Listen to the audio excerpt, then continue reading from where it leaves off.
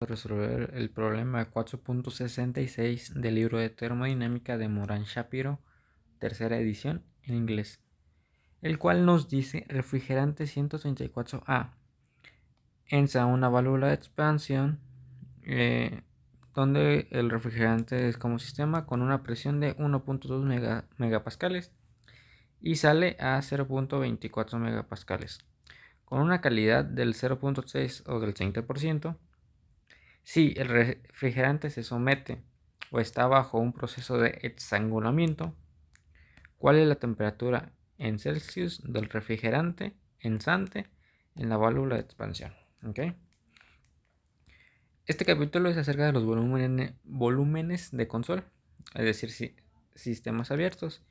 Entonces, en este tipo de problemas siempre yo les recomendaría hacer un pequeño dibujo, un bosquejo, un diagrama, como ustedes lo quieran ver, que represente el proceso que está sucediendo, ya sea alguna turbina o lo que sea. ¿Okay? Entonces aquí hay que anotar los datos. Nos dice que en ese refrigerante, bueno, primero hay una válvula de expansión en el cual el refrigerante 164A es tomado como sistema. Entra a una presión de 1.2 megapascales y sale a una presión de 0.24 megapascales. Recuerden que una válvula de expansión o en un proceso de estrangulamiento hay una baja presión, se disminuye la presión súbitamente con la intención de expandirlo, como su nombre lo dice, el sistema. ¿Okay? Ahorita van a ver que aquí va a entrar como líquido y aquí sale pues en una fase líquido vapor. Entonces pasó de líquido a líquido vapor. Entonces está sometiendo una expansión. Bien, y nos preguntan la temperatura alenzada. Bueno, aquí le puse temperatura 2, pero en realidad es temperatura 1. ¿Ok? Entonces, ya que tenemos nuestro bosquejo de nuestro problema, hay que ir planteando tanto el balance de masa como nuestro balance de energía. Entonces, primeramente planteamos nuestro balance de masa. Recuerden que es la derivada de la masa contenida dentro del volumen de control con respecto al tiempo es igual a la sumatoria de todos los flujos másicos de entrada menos la sumatoria de todos los flujos másicos de salida. En este caso, pues únicamente como bueno, creo que no lo dice el problema, pero estos operan en estado estacionario. Creo que no lo dice, pero por este tipo de procesos son en estados estacionarios, al menos en estos. ¿Ok? Entonces, suponemos que únicamente hay una enzada, porque únicamente nos hablan de que ensa, no dicen que hay varias enzadas y que únicamente sale. Entonces sería el flujo másico de entrada menos el flujo másico de salida. A esto les puedo llamar flujo másico 1 menos flujo másico 2 y esto es igual a 0. Entonces lo pasamos del otro lado y decimos que el flujo másico 1 es igual al flujo másico 2 y es igual a un flujo másico, ya se hizo un subíndice ya que son los mismos. ¿Ok? Posterior a ello podemos hacer el balance de energía, que es este que tenemos por aquí. La derivada de la energía contenida dentro del volumen de control con respecto al tiempo es igual a la rapidez con la que se transfiere calor hacia el sistema menos el trabajo generado por el sistema más la sumatoria de los flujos másicos de entrada multiplicado por las entalpías de entrada más un medio de las velocidades de entrada más la gravedad por las alturas de entrada menos la sumatoria de los flujos másicos de salida multiplicado por las entalpías de salida, las velocidades y las alturas. ¿Ok? Cuando hay una válvula de expansión ya les había mencionado que hay una disminución notable de su presión. Sin embargo, esto no lo hace mediante algún proceso, mediante alguna generación de trabajo ni por transferencia de calor. Entonces tanto Q punto y W punto se van porque no hay transferencia de calor. No hay aquí un cambio de temperatura que provoque la transferencia de calor.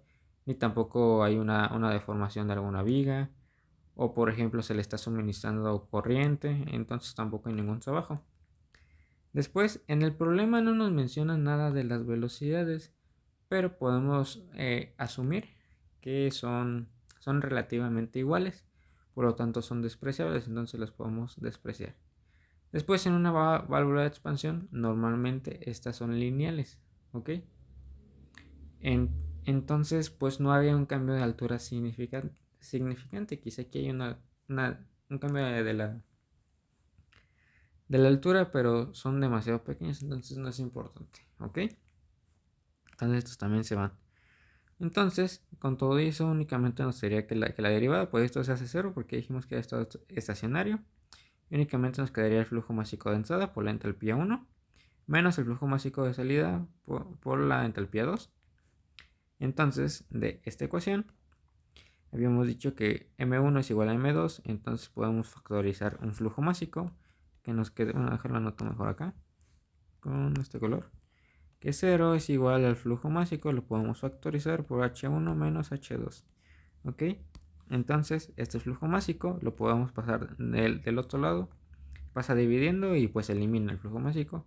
Y únicamente nos quedaría que H1 menos H2 es igual a 0. Si lo pasamos del otro lado, nos quedaría que H1 es igual a H2. Por lo tanto, cuando tenemos un proceso de estrangulamiento, decimos que es un proceso isoentálpico, es decir, que la entalpía permanece constante, ¿ok? Ya que tenemos esos datos, ahora podemos proceder a un poco más de la resolución del problema. Como ya les había mencionado, normalmente se traza un diagrama presión-volumen o presión-temperatura o el que ustedes decían, el que sea conveniente más que nada. Recuerden que si nos vamos a las tablas, el refrigerante 134 tiene un domo de vapor, entonces trazamos nuestro domo de vapor y ahora identificamos nuestros estados termodinámicos.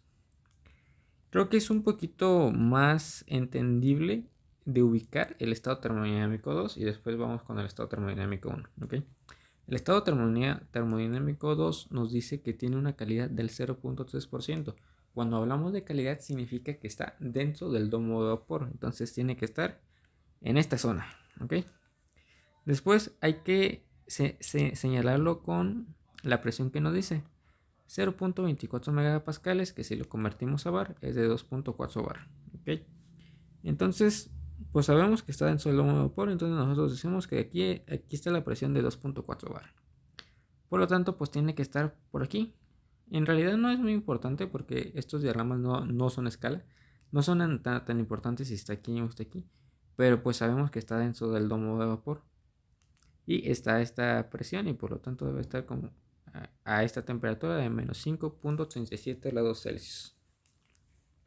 Entonces puede estar aquí o acá. Recuerden que este diagrama no es escala, entonces no es importante exactamente que la ubicación sea muy precisa.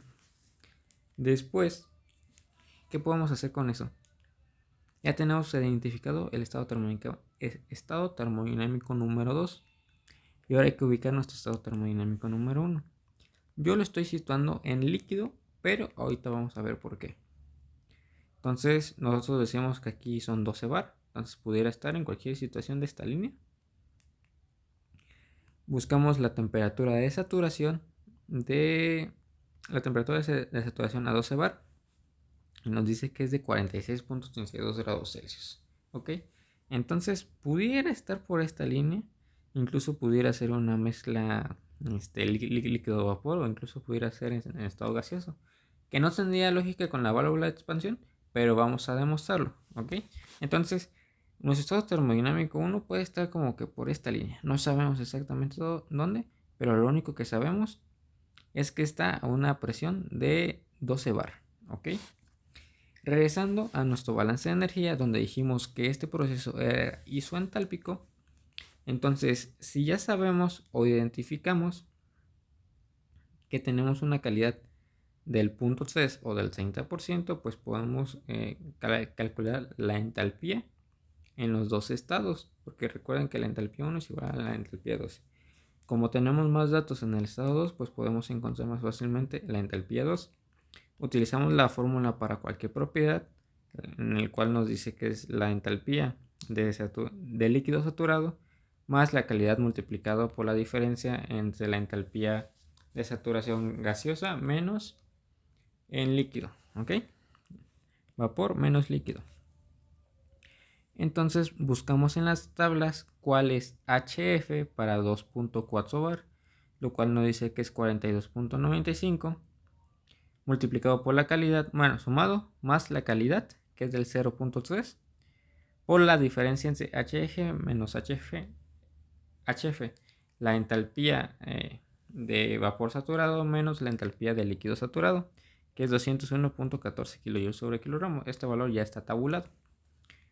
Entonces hacemos esta multiplicación y por lo tanto nuestra entalpía del sistema es de 103.292 kJ sobre kilogramo. Esta entalpía es la entalpía del sistema, porque recuerden que es un proceso isoentálpico. Entonces podemos decir que H1 es igual a H2. ¿Ok? Entonces regresamos a nuestro diagrama y ahora sabemos que H1 es de 103.292 kJ sobre kilogramo. Entonces pues ya sabemos que está más o menos por esas alturas. Entonces, para descartar que esté dentro del domo de vapor, buscamos en nuestras tablas cuál es la entalpía de líquido saturado a 12 bar y cuál es nuestra entalpía de vapor saturado a 12 bar, los cuales nos dan un valor de 115.76 y 270.99. Entonces estarían como que en estas partes. Las líneas isoentálpicas se trazan de manera diferente, pero ese no es el análisis de este video. ¿Ok? Entonces, como la entalpía del líquido saturado es mayor que la entalpía obtenida para el sistema, por lo tanto podemos decir que a estas condiciones de 12 bar, obteniendo una entalpía de 103.292, está en la fase de líquido. ¿Ok? Entonces ahora tenemos que encontrar este valor. Este valor es el resultado, pero porque yo ya lo encontré. ¿Ok? Entonces nos vamos a nuestras tablas de refrigerante 134A. Buscamos una tabla donde esté a una presión de 12 bar. Y vamos a tener que interpolar para poder encontrar T1. ¿Ok? Entonces, ya que tenemos esto, buscamos de 12 bar. Y pues nos da aproximadamente esto. O sea, en las tablas nos dice que es entre 75.53 y 39.39. Y como ya tenemos nuestra entalpía a esa temperatura y las entalpías las obtenemos de la tabla, pues interpolamos, que se supone que tienen que saber interpolar. Y nos daría un resultado de la temperatura 1 igual a 38.04 grados Celsius. ¿Ok? Y técnicamente ahí se acabaría el problema. Pero pues vamos a hacer no una interpretación, pero una demostración un poquito más rigurosa. Recuerden que la entalpía, una propiedad es definida cuando, bueno, un estado termodinámico es definido cuando tiene dos propiedades independientes. ¿Ok? Entonces, recordando que la entalpía depende de la temperatura y de la presión, sin embargo, en líquido saturado nosotros podemos hacer una aproximación al estado de líquido saturado. ¿Ok?